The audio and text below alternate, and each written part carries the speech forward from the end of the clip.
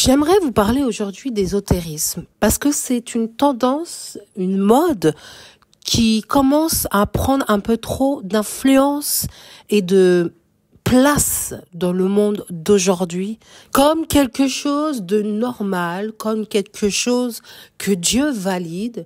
Et j'ai interrogé du coup ma Bible, j'ai interrogé le Saint-Esprit, j'ai interrogé Dieu, j'ai interrogé même IA et j'ai fait mes propres recherches sur l'ésotérisme.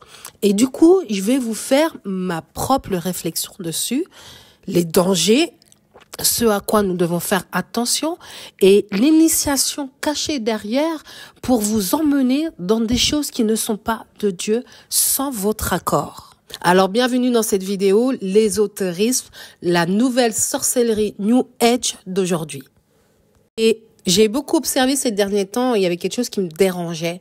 C'était cette tendance à mélanger spiritualité, sorcellerie, voyance, tarot, pendule, tous ces trucs-là, et commencer petit à petit l'associer à Dieu ou l'associer à la Bible ou l'associer au monde spirituel. Mais de quel monde spirituel on nous parle? Parce qu'encore une fois, je vous disais dans une précédente vidéo qu'il y a deux mondes qui s'affrontent. Il y a le monde invisible et le monde visible. Il y a le monde de Dieu et le monde des ténèbres, le monde sombre, le monde ténébreux, le monde de la malédiction. Voilà. On va pas donner de nom en personnifiant, en parlant d'une certaine personne, hein. On va juste parler de deux atmosphères bien précises. De nos jours, l'ésotérisme, elle est souvent associée à des pratiques dites New Age, comme la méditation, les cristaux, les thérapies énergétiques. Cependant, personnellement, pour moi, il existe toujours des groupes et des écoles ésotéristes qui perpétuent des traditions anciennes. Des traditions anciennes basées sur qui, sur quoi, quel personnage, quel héritage. Et on trouve des livres, on voit de plus en plus de conférences, d'enseignements sur les sujets qui attirent ceux qui cherchent à approfondir leur compréhension des mystères de l'existence. De plus en plus, on a des lives sur TikTok, on a des pages sur Instagram, on a des pages qui s'ouvrent sur YouTube parlant de finalement de la compréhension des mystères de l'existence. Et si on fait pas attention, on peut dériver vers des choses mystiques. On peut dériver et sortir de ce que Dieu veut qu'on sache. Si je comprends bien, l'ésotérisme, finalement, c'est une quête de connaissance intérieure. On cherche à comprendre l'existence de notre vie aujourd'hui. On cherche à trouver notre identité. On cherche à savoir d'où est-ce qu'on découle, d'où est-ce qu'on vient. Et c'est souvent enveloppé dans des traditions riches et mystérieuses qui peuvent très rapidement devenir mystiques. Et ces choses mystiques nous invitent à chacun à explorer ce qui se trouve au-delà du visible et du rationnel. Et c'est là que le danger commence. C'est là où, pour moi, il peut y avoir des dérives. C'est là où, pour moi, où, finalement, le côté mystique négatif peut attraper les gens et les emmener dans quelque chose qu'ils ne devraient pas toucher. Vous savez, moi, quand Dieu me parle de quelque chose de bien précis et qui grave ça sur mon cœur, ça part jamais. Et il y a plusieurs choses sur lesquelles Dieu m'a dit de faire attention quand je suis devenue chrétienne. Pour commencer, c'était le fait de ne faire de aucun homme un Dieu. Voilà. Je n'ai qu'un seul Dieu, c'est celui qui m'a créé. Je n'ai qu'un seul Seigneur, c'est lui à qui j'ai donné ma vie. Et il y a d'autres choses auxquelles il m'a parlé, c'est tout ce qui concerne l'astrologie, tout ce qui va concerner les choses mystiques que je n'aimais déjà pas quand je n'étais pas sauvée. Et un jour, j'ai croisé le chemin d'une personne au lycée qui s'amusait à lire, soi-disant, les lignes des mains de chaque personne. Et mes copines dans ma classe m'avaient poussé à aller le voir pour qu'il puisse lire vraiment les lignes de ma main pour savoir ce qui allait se passer. Et toutes, elles étaient contentes parce qu'on leur avait dit qu'elles allaient avoir une vie incroyable, qu'elles allaient se marier, avoir des enfants, que voilà, leur avenir était waouh, voilà.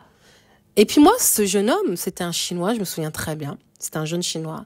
Quand il prend ma main, il regarde, il prend du temps. Et voici ce qu'il m'a dit.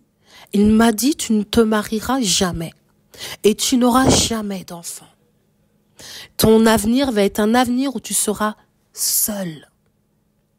Et moi, j'étais là, waouh. Bah, j'aurais préféré qu'ils me disent rien du tout, tu vois. J'étais dégoûtée et tout le monde était choqué. En mode, ouah, quoi, ça m'étonne pas, elle va jamais se marier, c'est déjà une nonne. Bon, bref, on se moquait un petit peu de moi, etc. parce que j'avais des idées arrêtées bien dans ma tête, j'avais des valeurs bien précises et je faisais pas ce que mes copines faisaient. Donc, on m'avait surnommée la nonne. Et puis, du coup, la sentence était tombée. Et j'étais dégoûtée. Mais heureusement, Dieu est arrivé. Heureusement, Dieu a pris cette prophétie mauvaise venue de profondeur de l'enfer, venue de Satan lui-même, ou venue tout simplement de la manipulation d'une personne qui faisait semblant de soi-disant pouvoir lire dans la main des gens et qui, si j'avais pas eu Dieu dans ma vie, aurait brisé ma vie. Et pendant un moment, sa phrase a résonné dans ma tête. Et je me suis dit, ok, je me marierai pas, j'aurai pas d'enfant. Et j'ai cru que je ne devais vraiment plus me marier, en tout cas que je ne devais pas me marier, et que je ne devais pas avoir d'enfant. Et donc, quand je suis devenue chrétienne, j'avais cette tendance à croire que je ne devais pas me marier et ni avoir d'enfant. Mais Dieu est venu briser ça par le nom puissant de Jésus-Christ, par la présence du Saint-Esprit. Il a rendu ça nul et sans effet. Et il a brisé ces choses-là. J'aimerais te permettre de recevoir la lumière du Saint-Esprit en toi pour que tu puisses comprendre que la Bible ne valide pas toutes ces choses que ce monde valide. Si tu regardes en Deutéronome 18:10, il est dit qu'on ne trouve chez toi personne qui fasse passer son fils ou sa fille par le feu, personne qui exerce le métier de devin, d'astrologue, d'augure, de magicien. Et donc, juste ça devrait t'éclaircir sur les choix que tu dois faire dans ta vie de tous les jours. Encore une fois, je reviens toujours à ce que Dieu nous parle, l'idolâtrie. Si tu regardes en Galates 5:20, il est dit l'idolâtrie, la magie, les inimitiés, les querelles, les jalousies, les animosités, les disputes, les divisions, les sectes. Dans tout ça, tu retrouves la magie, l'idolâtrie. Et puis, tu te dis, ah ouais, quand tu prends chaque mot, tu dis, c'est chaud quand même. Dieu nous dit de faire attention à toutes ces choses-là. En Exode 22:18, on nous dit carrément que tu ne laisseras point vivre la magicienne, ou le magicien aujourd'hui, hein. Parce que c'est pas juste une femme, on a les deux. On a des enchanteurs. Dieu met souvent ce mot-là, des enchanteurs, des magiciens, des idolâtres, la magie. On nous parle beaucoup de magie. C'est pour ça qu'il faut faire attention à la magie d'aujourd'hui. En Nombre 23:23, il est dit, l'enchantement ne peut rien contre Jacob, ni la divination contre Israël. Au temps marqué, il sera dit à Jacob et à Israël quelle est l'œuvre de Dieu. Et je crois vraiment que Dieu a voulu me faire comprendre que l'enchantement, la sorcellerie, les mensonges qu'on a pu me dire avant, n'a pas de puissance dans ma vie. Si je ne lui ouvre pas la porte, si je ne valide pas, ni la divination contre ma vie. Et au temps marqué, l'œuvre de Dieu dans ma vie mettra une limite entre le monde des ténèbres et le monde de lumière. En Lévitique, tu vas même retrouver ce verset en 19:31. Ne vous tournez point vers ceux qui évoquent les esprits, ni vers les devins. Ne les recherchez point, de peur de vous souiller avec eux. Je suis l'Éternel, votre Dieu. Quand tu vas vers ces gens-là, tu vas te souiller. Tu vas souiller ton esprit, tu vas souiller ton âme, tu vas souiller ton cœur, tu vas souiller ta vision du monde. Dans un autre verset, il va te dire, en Lévitique 19:26, vous ne mangerez rien avec du sang. Vous n'observerez ni les serpents, ni les nuages pour en tirer des pronostics. C'est clair. Il n'y a pas plus clair. Tu ne feras rien avec ces gens-là. Tu ne t'assieras pas avec ces personnes-là. Tu ne t'associeras pas non plus. Tu ne feras pas d'alliance, tu ne feras pas de pacte. Tu ne feras rien, ni ta route, ni ta course avec ces gens qui veulent prendre la place de Dieu. Je vais te raconter cette histoire en Actes 13:1. Il y avait dans l'église d'Antioche des prophètes et des docteurs. Barnabas, Siméon, appelé Niger, Lucius de Cyrène, Manahen, qui avait été élève avec Hérode le tétrarque, et Saul. Pendant qu'ils servaient le Seigneur dans leur ministère et qu'ils jeûnaient, le Saint-Esprit dit: « Mettez-moi à part Barnabas et Saul pour l'œuvre à laquelle je les ai appelés. » Alors, après avoir jeûné et prié, ils leur imposèrent les mains et les laissèrent partir. Barnabas et Saul, envoyés par le Saint-Esprit, descendirent à Séleucie. Et de là, ils s'embarquèrent pour l'île de Chypre. Arrivés à Salamine, ils annoncèrent la parole de Dieu dans les synagogues des Juifs. Ils avaient Jean pour aide. Ayant ensuite traversé toute l'île jusqu'à Paphos, ils trouvèrent un certain magicien, faux prophète juif, nommé Bar-Jésus. Faux prophète juif, qui était avec le proconsul Sergius Paulus, homme intelligent. Ce dernier fit appeler Barnabas et Saul et manifesta le désir d'entendre la parole de Dieu. Mais Élymas, le magicien, car c'est ce que signifie son nom, leur faisait opposition, cherchant à détourner de la foi le proconsul. Alors Saul, appelé aussi Paul, rempli du Saint-Esprit, fixa les regards sur lui et dit: « Homme plein de toute espèce de ruse et de fraude, fils du diable, ennemi de toute justice, ne cesseras-tu point de pervertir les voies droites du Seigneur? Maintenant voici, la main du Seigneur est sur toi, tu seras aveugle, et pour un temps tu ne verras pas le soleil. » Aussitôt l'obscurité et les ténèbres tombèrent sur lui, et il cherchait, en tâtonnant, des personnes pour le guider. Alors le proconsul, voyant ce qui était arrivé, crut, étant frappé de la doctrine du Seigneur. Waouh, vous voyez, cela nous apprend quelque chose de puissant. Il n'y a personne qui est au-dessus de Dieu. Les magiciens mentent. J'ai souvent dit que les magiciens, les sorciers, les sorcières sont des voleurs de destinée. Car ils s'opposent à la volonté de Dieu dans ta vie. Ils s'opposent à toi. Oui, oui, oui. Toute personne que tu pourras croiser qui s'oppose à ta vie est un sorcier ou une sorcière. Moi, j'en ai souvent croisé dans l'église, malheureusement. Ça sera le sujet de notre vidéo. Cherchant à te détourner de la foi de Dieu, de la foi de la parole de Dieu. Cherchant à te détourner de l'Esprit de Dieu dans ta vie. Cherchant à éteindre la lumière en toi. Cherchant à te voler tes bénédictions. Cherchant à te stopper dans ta course, à te stopper dans ta route. Oui, ces gens qui s'opposent à ta vie sont des sorciers et des sorcières. Ce sont des hommes ou des femmes pleins de toute espèce de ruse et de fraude. Fils du diable, fille du diable, ennemis de toute justice. Ils feront tout pour que tu n'obtiennes pas justice dans ta vie. Ils feront tout pour que tu ne puisses pas trouver Dieu, que tu ne puisses pas trouver ton droit. Ils pervertissent les voies droites du Seigneur dans ta vie. Ils pervertissent même la voix de Dieu dans ta vie. Et ils veulent même pervertir le Saint-Esprit en toi. En te trompant, en s'opposant, en ayant des discours ou des actions subliminales, en pensant que tu ne verras pas, en pensant que tu ne sauras pas. Ils sont remplis de perversion. Mais Dieu, qui est le roi des rois, le Seigneur des seigneurs, qui est au-dessus de toute personne, ne permettra jamais à ce que l'obscurité ou les ténèbres te fassent tomber. La Bible te dit que il envoie des anges pour veiller sur ton chemin, sur ta route, sur tes pieds, de manière à ce que tu ne heurtes pas une pierre pour tomber. Dieu te dit qu'il veille sur ta route, qu'il veille sur ton salut, qu'il veille sur ton âme. Ton salut est comme le sceau de Dieu sur toi.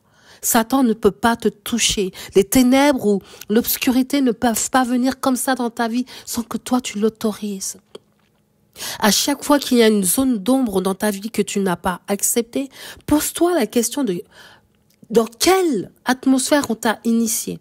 Dans quelle atmosphère on t'a mis sans ton consentement? En te faisant passer pour ces choses pour quelque chose de bien. Cette atmosphère pour une atmosphère bonne.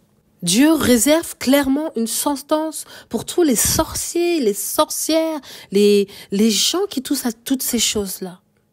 Pas qu'ils ne les aiment pas, mais s'ils ne font pas attention, ils peuvent s'opposer à Dieu. Et donc quand tu t'opposes à Dieu, Dieu s'oppose à toi. La Bible te dit que Dieu s'oppose clairement aux orgueilleux. Et vous verrez beaucoup d'orgueil chez les gens qui touchent à toutes ces choses-là. Je pense qu'il faut même faire très attention si on a été un enfant, que ce soit une fille, un garçon, qui a évolué dans une atmosphère de divination. Vous savez, c'est surtout dans les campagnes qu'on trouve des mamans qui aiment tout ce qui concerne les tarots, le pendule, la voyance. Et si vous avez été un enfant qui a grandi avec ce genre de parents, il est possible que ça revienne vous tenter quand vous allez grandir et que vous-même, vous preniez la même route, que vous preniez le même chemin et que vous soyez attirés par ces choses-là aussi, consciemment, inconsciemment. Satan va frapper à la porte en disant « Ta mère faisait de la voyance, je vais t'utiliser. Ton père faisait de la sorcellerie, je vais t'initier aussi également. » Ça, on verra plus en profondeur les bails bizarres qui peut y avoir chez des parents qui vont initier leurs enfants à ces choses-là. Moi, c'est des choses que je refute dans ma vie, que je rejette dans ma vie. Je vais me renseigner, je vais essayer de comprendre la manière dont ils vont fonctionner. Donc, moi, je cherche. J'aime chercher, je suis curieuse, donc je vais me renseigner. Mais en aucun cas, je ne vais valider ou je vais essayer de laisser les gens m'initier. Je suis initiée à rien du tout. Je suis d'abord enfant de Dieu. La seule chose que j'accepte, c'est la parole de Dieu dans ma vie. Tout simplement. Maintenant, on est dans une fin d'année et je vois beaucoup de vidéos de chrétiens qui parlent de sorcellerie carrément. Donc là, on rentre carrément dans une espèce d'atmosphère ésotérique où on nous dit qu'il y a des gens qui vont faire de la sorcellerie sur nous. Prions. Il y a des gens chrétiens, même pasteurs, j'ai entendu, qui font de la sorcellerie. Pour initier les gens à quoi, en fait? Est-ce que vous avez lu Acte 13, où Dieu punit d'une sentence très claire, très radicale, à toute personne qui touchera à ces choses-là? Est-ce qu'il est possible que Dieu fasse ça aujourd'hui? Bien sûr. Je pourrais vous raconter une histoire sur une personne qui a voulu faire de la sorcellerie sur moi, apparemment. Moi, j'étais pas au courant. J'ai déjà croisé des gens dans le métro. Et puis, je sais très, très bien que c'est un sorcier ou une sorcière. Un jour, un monsieur était monté dans le métro. Et j'étais là, je sortais d'un culte. Et il avait des noix de coco, un bâton, et il avait un chapeau bizarre. De toute façon, tout était bizarre chez lui, même sa tenue. Et puis tu sens, toi, qu'il y a une atmosphère noire quand tu rentres dans le métro. Déjà, les gens ont peur. Ils créent déjà une atmosphère de peur, de crainte. Ils créent une atmosphère ténébreuse, d'obscurité. Et puis moi, je suis assise. Ils ne m'impressionnent pas. Parce que je sais ce que Dieu m'a dit sur ces gens-là. Et je sais la sentence qui les attend si ils touchent un enfant de Dieu. Et ils me regardent au départ. Et je sais pas, ils prononçaient des choses bizarres, ils me regardaient. Et vous savez, moi, je suis une femme spirituelle. Et tout est spirituel pour celui qui est spirituel. Donc j'ai commencé à prier en langue, tout simplement. J'ai commencé à prier. Et en priant, j'ai dû le déranger. J'ai dû l'énerver. Parce qu'il a commencé à parler à haute voix. Et il m'a dit, toi, ah! Et je le regardais fixement. en me disant, tu n'as aucune puissance sur cette terre. Car Dieu, mon protecteur, est celui qui est devant moi, derrière moi, à ma gauche, à ma droite. Que 1000 tombent à ma gauche, je ne serai pas atteinte. Que 10 000 tombent à ma droite, tu ne pourras jamais me toucher. Et il a dû être très en colère que je prononce ça. Spirituellement, vous savez, il y a un langage spirituellement, il y a une lumière qui émane de vous. Il y a quelque chose qui sort de votre présence, qui sort du fait que le Saint-Esprit est en vous, que vous appartenez au royaume des cieux, que vous appartenez à Dieu, que le sang de Jésus coule sur votre vie. Et à la station qui est arrivée, le monsieur m'a regardé, très fâché, et il est sorti. Je n'ai pas bougé, j'ai prié en langue, je l'ai regardé droit dans les yeux. Je n'ai pas baissé mon regard pour lui montrer que je connais mon autorité en Christ. Je sais qui je suis en Christ. Et une fois qu'il est sorti, il a commencé à râler de dehors, parce que c'était plus facile de râler à travers la vitre. Et le métro est parti. Et moi, je me suis dit, what? Non, mais t'as cru quoi, toi, en fait? T'as cru quoi, toi, en fait? Et je me suis dit, ah ouais, il y a deux mondes. Le monde visible et le monde invisible. Dans le monde visible, sur cette terre, tu es l'autorité légale. Tu es l'autorité. Si tu abandonnes ton autorité sur terre, les esprits mauvais l'utiliseront contre toi. Parce que tu ne connais pas ton identité. Tu ne connais pas ta position en Christ. Et une autre fois, j'étais chez une amie, on était 3-4, et on avait passé toute la journée à prier en langue, à prier, à lire la Bible, à être heureuse, à être contente juste d'être dans la présence de Dieu. Et vers 18h, je décide de rentrer chez moi. Et quand je sors de chez elle, c'était, vous savez, comment ça s'appelle, Saint-Denis, là, un quartier où il y a pas mal voilà, il y a une atmosphère là-bas, vous savez, il y a pas mal de gens qui traînent dans les rues, etc. Et quand je sors, il y a un clochard qui était là en train de marcher, qui se met à me suivre. Mais moi, j'étais encore dans mon délire de présence de Dieu, prière en langue, etc. Et du coup, il a commencé à me suivre et à parler, à dire des trucs que je comprenais pas. Et moi, j'avance, je m'en fiche, je le calcule pas. Suis-moi si tu veux, je m'en fiche, je vais prendre le métro, je vais rentrer chez moi. Et tu comprends le métro, toi, ça m'étonnerait que t'aies des tickets, toi. Et donc, mais sauf qu'arrive un moment, il a fait une erreur. Et au départ, il parlait, et d'un seul coup, il a commencé à m'insulter. Oh, mais à partir du moment où il m'a insulté, j'ai fait là, par contre, tu dépasses. Tu dépasses une limite que tu dois pas dépasser. Moi, je suis enfant de Dieu, tu m'insultes pas. Moi, je suis une reine, je suis une princesse du royaume des cieux. Tu m'insultes pas. Je me suis stoppée, je me suis arrêtée. Je me suis retournée, je l'ai regardé, je l'ai pointé, je lui ai fait « Dans le nom de Jésus, tu t'arrêtes !» Et il a commencé à me regarder, à trembler, à bégayer. Et il a bégayé. Et il est parti. Je me suis retournée et j'ai continué ma route. Je suis partie prendre mon métro. Tu sais, des fois, après, tu sais, une fois que ça redescend, là, tu te dis, non, mais moi, des fois, je prends des risques. Moi, des fois, je fais des choses, c'est ouf. Mais c'est pas toi, c'est le Saint-Esprit en toi, tu vois. Et j'ai compris à ce moment-là qu'en réalité, son insulte, c'était parce qu'il savait. Il sentait quelque chose en moi. Vous savez, on dégage une odeur. On dégage une lumière. On dégage une onction. On dégage une autorité. Et c'est vraiment des choses qui sont très marquées me concernant. Dernièrement, j'ai été voir un médecin avec mon fils pour quelque chose de bien spécifique. Et je n'ai pas parlé à cette femme quand je suis arrivée. Je veux dire, je lui ai pas adressé la parole. Elle nous a ouvert la porte, elle nous dit venez rentrer, j'ai dit bonjour. On a commencé à s'installer.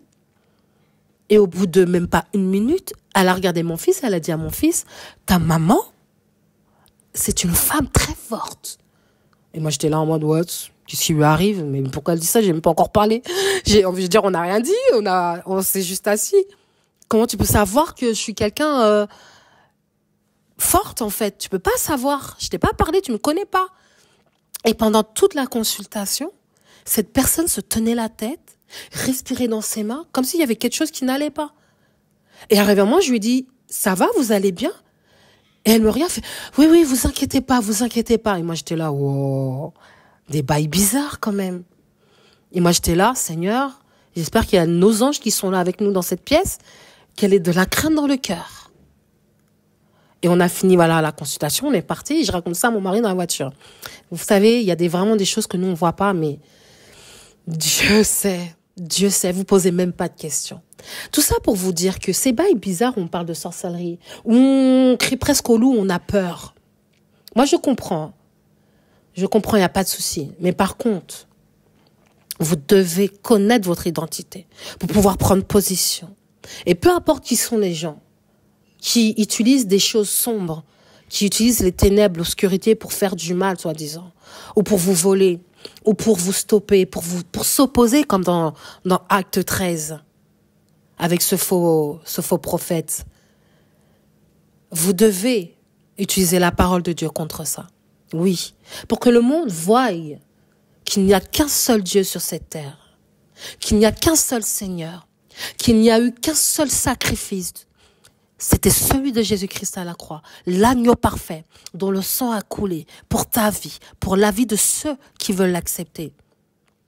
Oui, Elimas, le magicien, c'est ça que signifiait son nom, faisait opposition,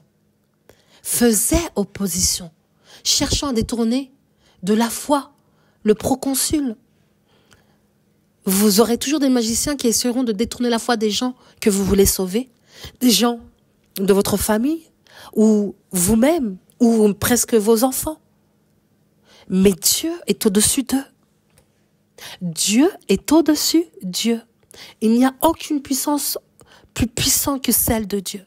Il n'y a aucun esprit plus puissant que l'esprit que Dieu nous a donné. Regarde l'histoire de Pharaon, ce roi qui se reposait sur ses magiciens.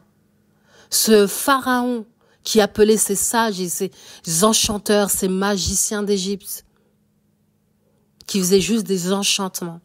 Même eux n'ont pas pu aider Pharaon face à Dieu, face à Moïse.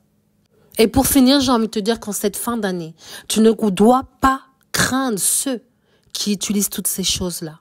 Bien au contraire, prie, intercède, proclame la parole de Dieu.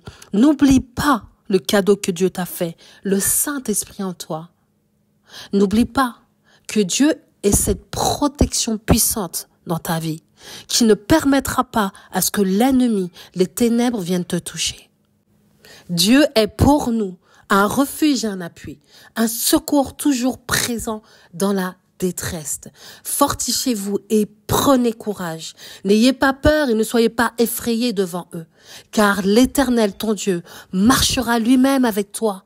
Il ne te délaissera pas, il ne t'abandonnera pas. Toute arme préparée contre toi sera sans effet. Et toute personne qui s'attaquera à toi au tribunal, c'est toi qui la condamneras. Tel est l'héritage des serviteurs de l'Éternel. Telle est la justice qui leur viendra de moi, déclare l'Éternel. C'est donc avec assurance que tu dois dire, le Seigneur est mon secours. Je n'aurai peur de rien. Que peut me faire un homme?